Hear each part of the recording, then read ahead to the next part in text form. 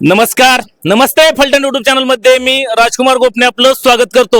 सातारा जिल्हा परिषदेची तसेच फलटण पंचायत समितीची रणधुमाळी आता काही दिवसातच सुरू होत असताना इच्छुक उमेदवारांच्या मुलाखती सुरू झालेल्या आहेत।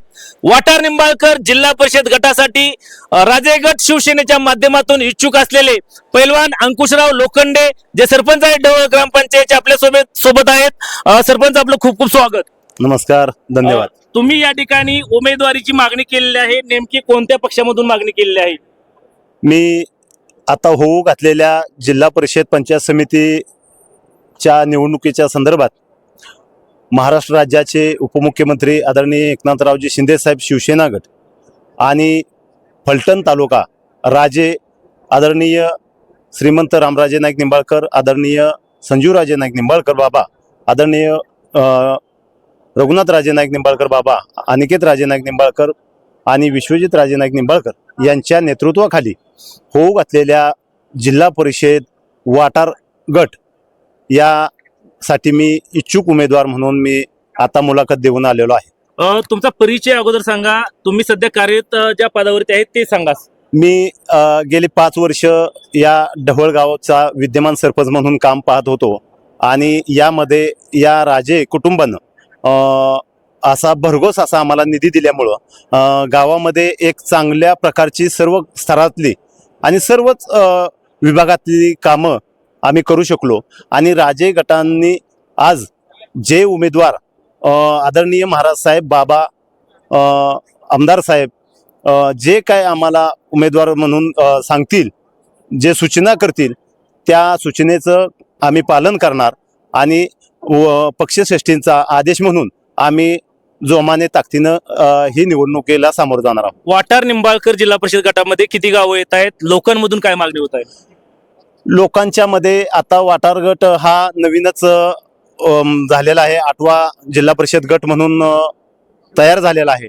या गटामध्ये जे पूर्वी या वाटार गटाचं म्हणजे गिरवी गट होता, परंतु हा जिल्हा परिषद गट हा पूर्वीपासून म्हणजे जसा तयार झाला तसा हा राजे कुटुंबाकडं हा गट नव्हता।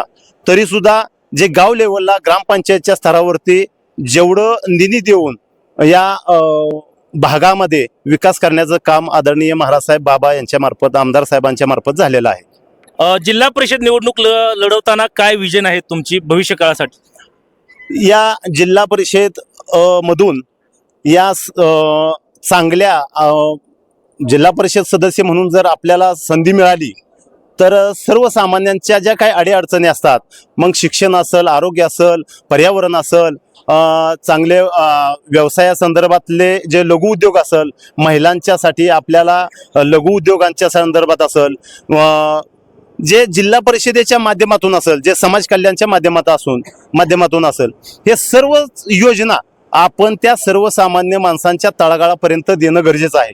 आपल्याला हे सदस्यपद म्हणजे कुठंही नुसतं फिरवण्यासाठी किंवा मिरवण्यासाठी आपल्याला हे पद नकोय।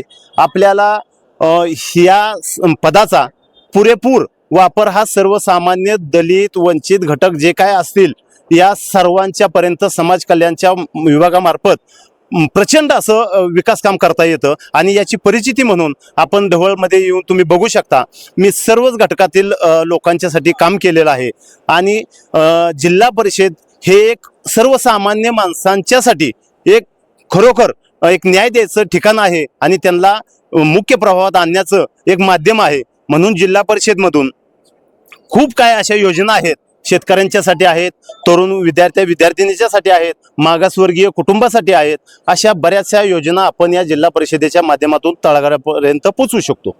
नक्कीच आपण पाहू शकता ढवळ ग्रामपंचायतचे लोकनिर्वाचित सरपंच म्हणून अंकुशराव लोखंडे यांनी 5 वर्ष यशस्वीपणे काम केलेले आहे आणि आपण पाहू शकता मोठ्या संख्येनं या ठिकाणी आपल्या नेत्यांपुढे शक्ती प्रदर्शन केलेलं आहे।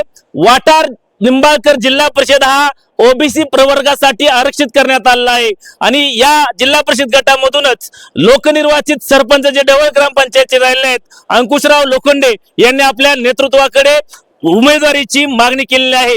पक्ष नेतृत्वाने जर संधी दिली तर ताकदीनिशी या जिल्हा परिषद गटामधून आपण निवडणूक लढवणार असल्याचं सरपंच अंकुशराव लोखंडे यांनी या ठिकाणी स्पष्ट केलेलं आहे. आमचे नमस्ते फलटणचे संपादक वैभव गावडे यांच्यासह मी राजकुमार गोपने. नमस्ते फलटण युट्यूब चॅनल साठी फलटण.